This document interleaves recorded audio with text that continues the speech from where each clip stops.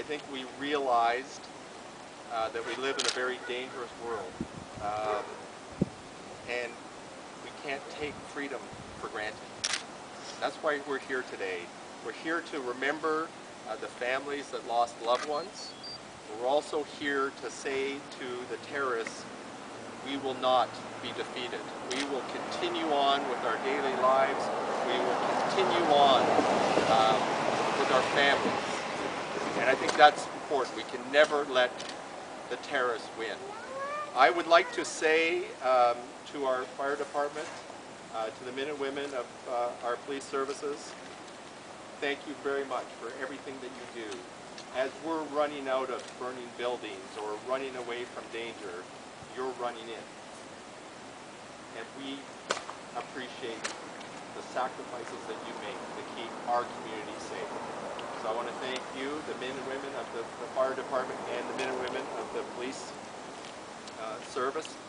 I'd also like to say to the men and women of our military, thank you for keeping us safe. We will never waver in our support of the men and women of our armed forces. To our citizens, we're here today to come together to bring some sort of healing and to remember 10 years ago today we lost our innocence. But we're also here today to celebrate life. We can never forget what happened 10 years ago, but we must continue on.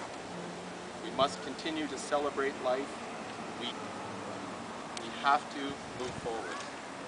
It is a day of remembrance. It is also a day to keep moving forward. 10 years ago we were fortunate enough that not really a lot happened in North Bay, but we were put on standby for the airport. Since then a lot of things have changed, little things that we don't realize when you get certain types of calls in the North Bay area. You wonder if, when you take a look at what's happening around the world, is what's going to happen next type thing. Things that have changed for us in particular is, since then, is 10 years ago we would never have thought that we'd be part of a provincial response team that can respond to not only terrorist events but other major chemical, biological, radioactive, nuclear and explosive type events that might happen in the province of Ontario.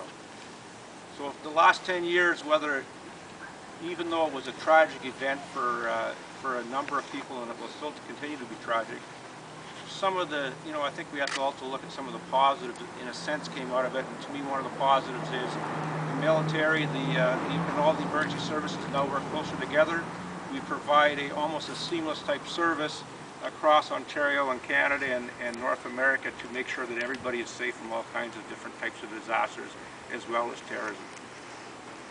And other than that, thank you very much, and we hope that even though we are prepared and willing to help all the time, that we can still consider ourselves fortunate enough to be living in an area where, even though the responses can be there, that all we do is train and really not have to participate. It's really important that we get together on this date. 10 years ago, September 11th is a date that we will all remember. It is a date that changed our lives. It certainly is a date that changed the way the military as well as emergency services provide services to the communities that we serve, with how we had personal ties to September 11th, and that members of our police service were deployed to New York City in the form of a critical incident stress debriefing, and they attended there proudly. Retired Inspector Mark Montgomery, retired Sergeant Norm Shillington were both there, providing service and support to the emergency responders that needed that support after September 11th. Certainly the military has changed the way we do our business, and we heard that from Colonel Namaznowski. I can tell you that terrorism is something that wasn't on our radar 10 years ago in policing. It certainly is now. 10 years ago we wouldn't have thought of deploying officers to places like Afghanistan. At present we have Sergeant Mike Hunter of our police service deployed in Afghanistan, working with the United Nations, and later this year we'll be deploying Constable Dan Robertson. But again, it's our way of providing support to the military, as well as trying to educate the police officers in Afghanistan so that they can provide safety and security to their communities in the fight against terrorism. So I thank everybody that came out and participated. And special thanks to Mr. Salidas for organizing this event 10 years ago and then bringing us back here today. 10 years ago today, a senseless act of terrorism took away the lives of thousands of innocent men, women, and children. We all have our memories of how we reacted that day and where we were and what we did. I myself was in Oklahoma City at that time, stationed with the U.S. forces, and ironically, Lieutenant Colonel Chris Johnson, who is here in his capacity as commander of the U.S. forces, was there in Oklahoma when we sprung into action and put crews in the sky to try and defend North America. Throughout that time, the police forces, the fire stations, all of those who serve the community and defend our national public sprung into action, and normal people did superhuman things. And despite all of those efforts, we still lost thousands, and some were lost. Some of those policemen, some of those firemen were lost as a result of their efforts to try and save people. Since that time, we have reacted and put up defenses and procedures, and we now have a whole of government response capability to protect North America. We now work in unison to make sure that we are well prepared and able to take on the next terrorist threat. In the past 10 years, the Canadian Forces has committed 38,000 men and women to fight terrorism by going to Afghanistan under the UN and NATO mandated mission in order to hit terrorists where they're being born.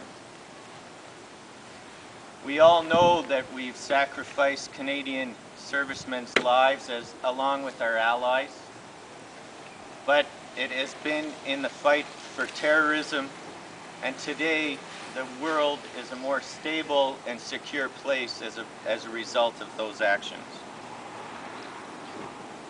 It is through those actions, side by side with our allies, that we can stand here today and recognize the sacrifices and the losses.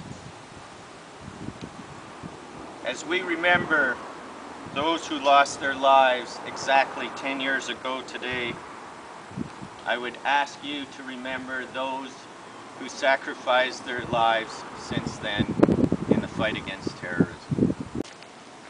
The U.S. has been a part of North Bay since January 1952. That's a long, strong relationship. Relationships are key because at times allies need to call upon one another. And I'm reminded that 10 years ago, we needed the help of many countries. And on September 11th, as Colonel Namaznowski said, we were both present at Tinker Air Force Base, at that time serving in the capacity of the E-3 AWACS. And on that day, I was in the crew rest area, watched on television what was unfolded, and I remember being asked if I had my gear with me. And I responded that I was, and I was ready to respond in any way, shape, or form. And 8 hours later, I was in the air to secure the air of the United States. And I'd like to note that that was not a U.S. response. That on that day, there were Canadians on board these aircraft standing side by side with me, and I'll never forget it. That memory, to know that you can count on your allies to support you, will stand with me for the rest of my life. And 10 years ago, we planted this tree, and healing is a slow process. And as this tree has grown, yes, it has grown slowly, but it is strong, it is standing tall.